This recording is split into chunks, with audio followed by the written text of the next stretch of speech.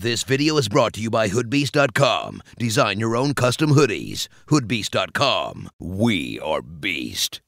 Yo, what is up guys? It's me, exactly.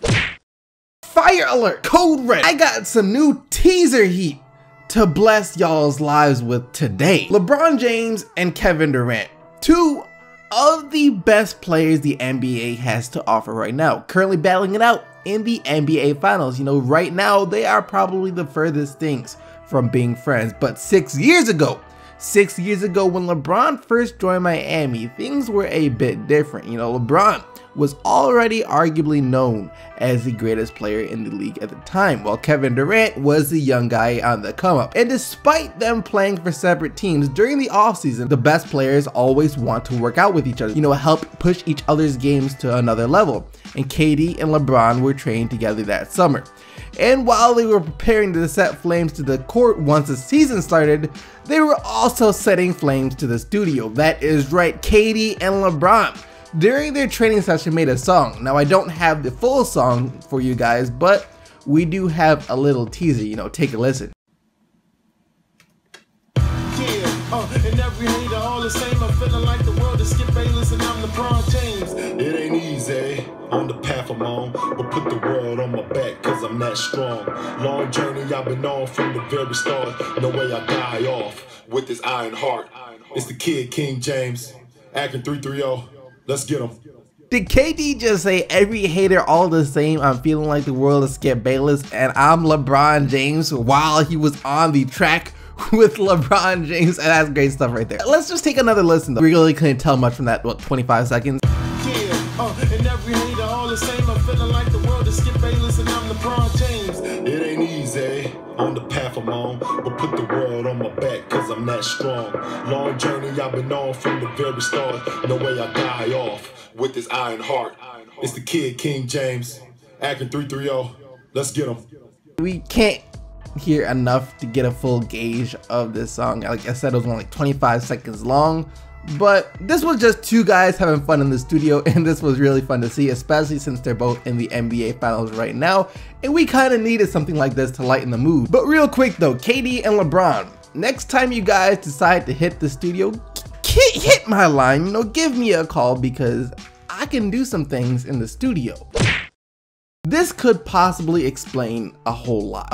Most of the Cavs players really haven't been playing like themselves during the finals so far. You know, outside of LeBron these first two games, and I guess Love was trying in game 2, the rest of the team has been a complete non-factor. You know, some people are saying that it's the Kardashian curse, with Tristan Thompson currently in a relationship with, what is it, Chloe? And every athlete who has ever been dated by her pretty much began to fall off the face of the earth. I mean, we all know what happened to Lamar Odom. I mean, Chris Humphries had just began to become relevant, and he just vanished. Like, I don't even know what happened to that guy. And it was happening to James Harden last year too. I mean, luckily they split off in time for him to bounce back this year and save his career. And now, of course, like I said, Tristan Thompson is dating her, and in the finals he has been MIA. So like I said, that could actually be a thing, but it could also have something to do with this, because according to this guy called Mike Wise, the Cavs locker room reeked of reefer after game 2. Now, this has been a huge talking point for the league, as players have been trying to get marijuana legalized by the league for a while now. I mean, even some older retired players said the guys used to use it all the time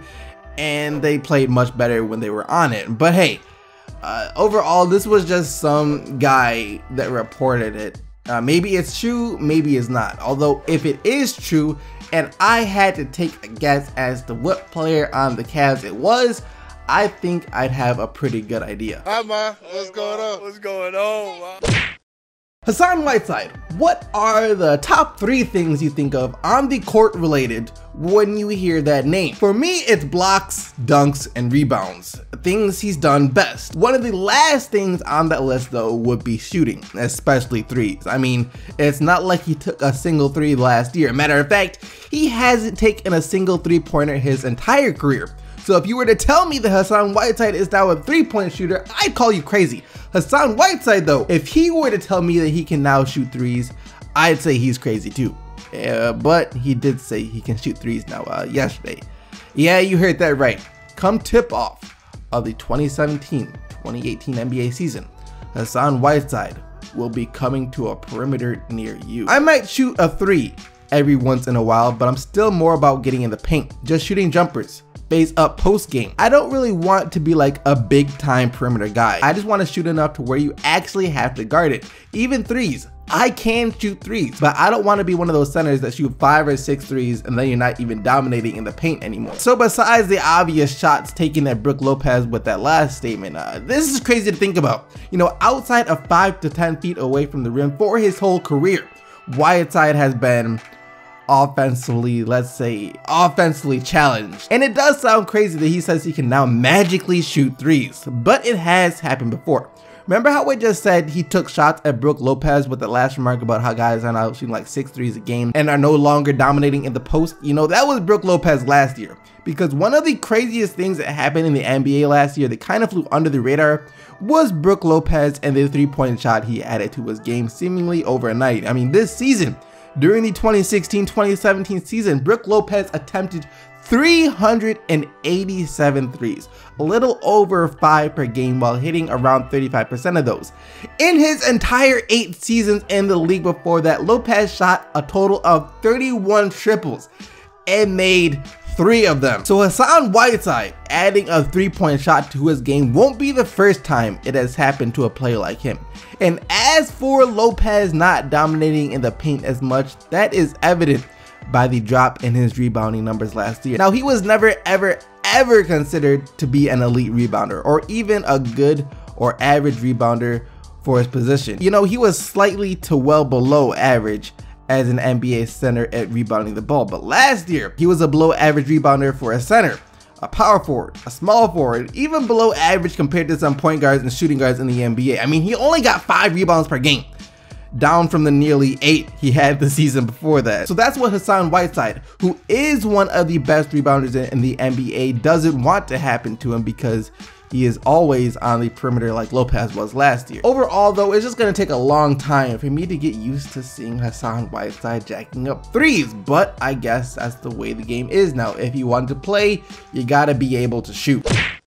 Speaking of being able to shoot, actually, speaking of speaking, Ricky Rubio may still need to find a consistent jumper, and he also wants to be able to speak more, as he said yesterday that he wants to have a bigger voice or a bigger opinion, for his opinion to have more weight within the organization. Yes, I would love for my opinion to have more weight on things that affect this team, and I think that is linked to my performance on the court. My second leg of the season gives me more power. I feel I have the role of the leader on the court, and experience helps me to know how to do it. Since childhood, I like to lead the team, both on and off the court. I am not a man of many words. I don't like to talk much. I prefer deeds. Sacrifice and showing what matters is the team. A couple of things. First off, it sounds like his dream job is to play for the San Antonio Spurs. I'm just saying, that part about not being a man of many words, talk about putting the team first and making sacrifices, that's the blueprint for just about every guy who has ever had a big role with the Spurs. So, you know, that is nice, and I'm sure the Spurs would have interest in him if he could develop a consistent jumper. And the other thing is this, Ricky, I got nothing against you, man. And you are right. In the second half of the season, you played the best basketball of your career. And I hope you can continue to play like that, or maybe even better for the rest of your career. But I don't know if anyone's told you or not, but the Timberwolves have been trying to trade you for the longest. I mean, you almost got traded to the Knicks. You almost had to run the triangle, and don't nobody want to have to run the triangle anymore.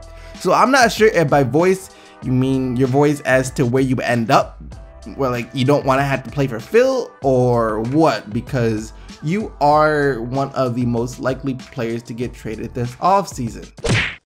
QOTD, question of the day, and here is today's. Do you think that it is essential for big men to be able to shoot in today's NBA? Do you like the new trend of big men stepping away from the post and onto the perimeter? Let me know what you think down in the comment section below, but now let's take a look at what you guys said in yesterday's video. And yesterday, after game 2 of the finals, I asked you guys if you feel like the series is over and if the Cavs can come back. and here is what you said. This series is not over. You cannot still doubt LeBron. They were in this position last year. This series is over. The Cavs have nobody who can guard Durant, and Clay is starting to heat up. The Cavs bench is the key to the comeback. If they don't put on at least a decent performance, and this series is over. And if they don't find a way to stop allowing points in the paint, we might have a solid series. You know, it's too early to say that the series is over. I get the first 2 wins were pretty convincing, but in game 2, the Cavs were right up there in the game up until, like, you know, the 3rd quarter, and that was with everyone on the Cavs playing poorly besides LeBron. I mean, even Steve Kerr said if the Warriors don't play better in game 3, then the Cavs will win, because there is no way the Warriors will win in Cleveland playing like that. So it's too early to say it's over, but the Warriors are the heavy favorites for sure. I mean, it would be shocking if they didn't win, but you can't judge a series until game 3. Like I said though, leave your answers for today's question of the day down in the comment section below, but other than that, thank you once again for watching, guys. Hope you guys did enjoy it. If you did, don't forget to leave a like and subscribe for more daily NBA videos, and until tomorrow, keep getting the buckets, Team STC, and I'm out of here. Peace!